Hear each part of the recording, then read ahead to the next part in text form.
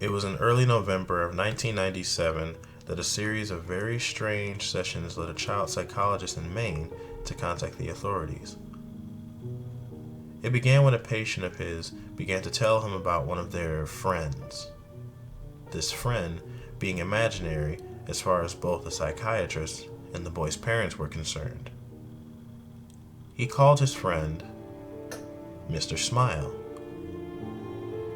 and would talk about him at great length during some sessions. The boy called him Mr. Smile both because he would always be smiling and because when he was around, the boy said everything felt happy.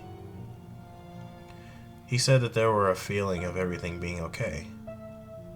The boy in question was being treated for some serious issues to do with anger and depression. But when Mr. Smile was around, he said that all the anger and sadness seemed to just disappear.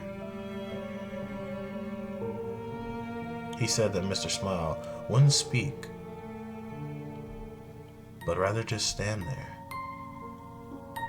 at the foot of his bed.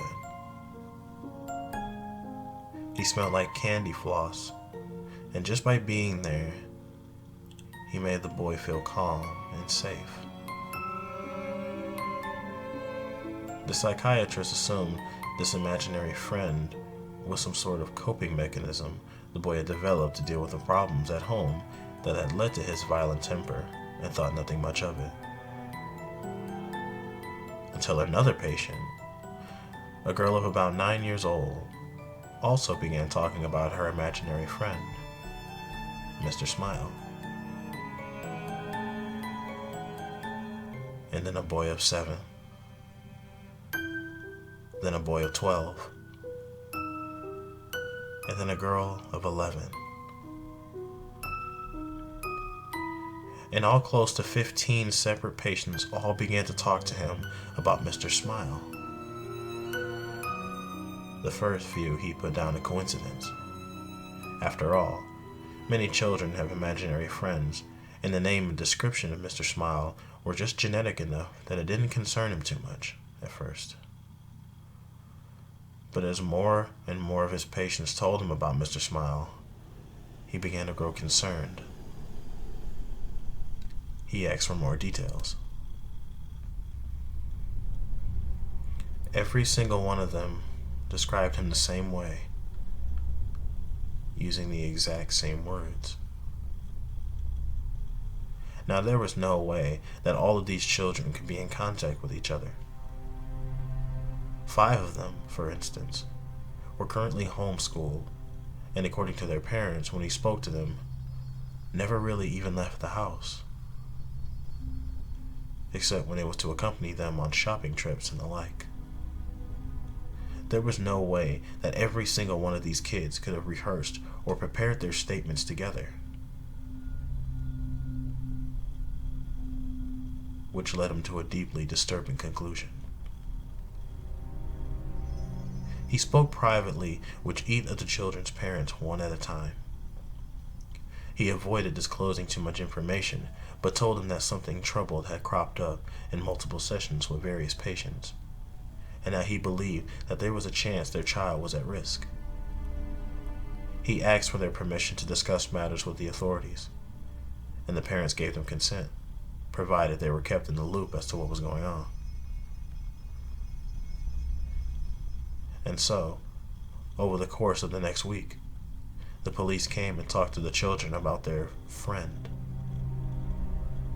They asked for details about his appearance, which they couldn't seem to describe apart from the smile and that he was not like them. How he got into their house, anything he said or did while he was there. Because by this point, the psychiatrist, the parents, and the police were all convinced that Mr. Smile was quite real and quite dangerous. The authorities had checked to make sure that there were no known predators living in the area, which they had confirmed was not the case. But it was quite clear that whoever this Mr. Smile was, he was a real person who had been sneaking into the houses of these children at night. None of the children claimed to know how he got in, They said they would just wake up and he'd be there at the foot of their bed. Sometimes they say he would be singing something, but not in English. It sounded like a lullaby, they said. It made them feel safe. Finally, the children were asked to draw Mr. Smile, as they couldn't put into words how he looked. Each and every one of the children picked up a red crayon and proceeded to color in the entire page until it was just a rectangle of red. When asked about this, they insisted they had drawn Mr. Smile. When asked where his head, arms, and legs were, they would insist that they had drawn those. They claimed they had drawn a perfect picture of the man at the foot of their bed, and when they were told that they had simply colored in the page and not drawn anything at all, they became deeply angry, feeling that they were being accused of lying and insisting that what they had drawn was a picture of the man they had seen. Acting more on a hunch than anything else, the psychiatrist decided to show one of the colors in rectangles to the various children and asked them what it was. Each and every one of them, with no knowledge of what the picture was supposed to be or who had drawn it, and with no knowledge that the other children that had been spoken to about the subject even existed, had replied that it was a picture of Mr. Smile. Cameras and baby monitors were placed in the children's rooms so that they could be monitored. Many of the parents simply stopped sleeping altogether, staying up all night staring at the screens that displayed where their children slept. At no point did anyone enter or exit the bedrooms. No sounds, except for them snoring or occasionally talking in their sleep, were heard over the baby monitors. There was no sign of Mr. Smile. After almost 2 weeks of this, many of them began to doubt that Mr. Smile had ever existed. Other psychiatrists since have put the whole thing down to some strange shared delusion that, while it couldn't be explained yet, did not have any basis in reality. Some suggested that maybe this whole Mr. Smile thing had its basis in a TV show or a film that the children had all watched, leading them all to dream up something similar.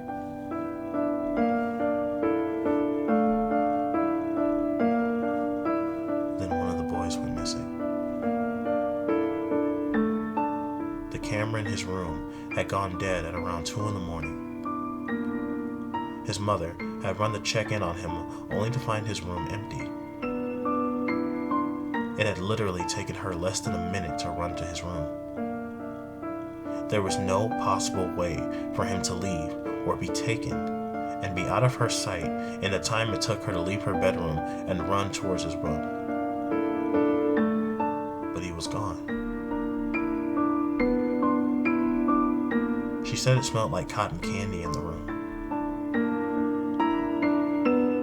The search for the boy turned up nothing. No one had seen anything strange or unusual around the home before or during the disappearance, and no trace of him was ever found.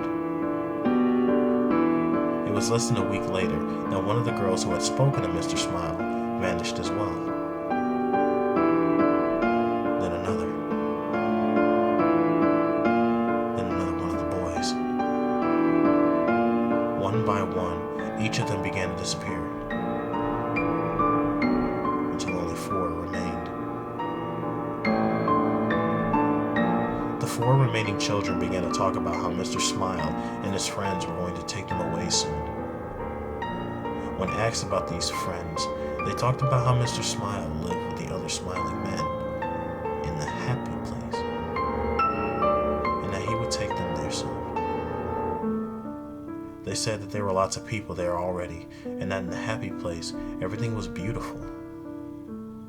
They said that they knew about it because Mr. Smile talked to them in their heads because he couldn't talk like other people did, and that he would show them pictures in their heads of the place they were going.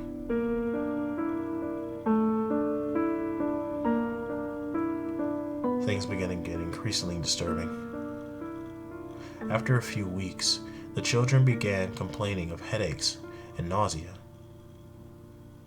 Their schools reported that they had just begun to suffer hallucinations, and 2 of them started complaining that they didn't like the place that Mr. Smile was showing them anymore. One even began screaming for half an hour, acting as if they were having a fit and screaming for the colors to stop. That the colors were horrible and that they needed them to go away. One of the children claimed that Mr. Smile was talking to them in their head all the time now and was telling them things. Terrible things. But that they couldn't talk about it. That they mustn't, because then their parents would know about the terrible things too. The psychiatrist asked them to write down what Mr. Smile was saying, promising that he would show it to no one, managing to gain the trust of one of the boys enough that he agreed. The contents of the book are known only to him and the authorities, but whenever anyone involved has been asked about it, they just get real quiet and quickly find an excuse to change the subject.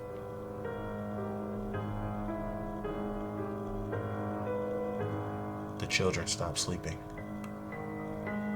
Footage from the security camera showed them sitting bolt upright, their eyes unblinking, just staring at the wall without moving or making a sound. Sedatives did nothing. One of the girls began cutting strange circular marks into her skin, while 2 of the boys ceased communicating in English altogether. The language they spoke was never identified, and despite numerous people being asked to listen to them, they could not translate what they were saying. By the start of 1999, all 4 of the children had vanished into thin air. There was no trace of who took them. Searches have turned up nothing to this day, with no indication of where they are or if they're even dead or alive. No suspects have been ever found either. All 4 of them appear to simply vanish into thin air, much like the others, all of whom remain missing. Their disappearances unexplained.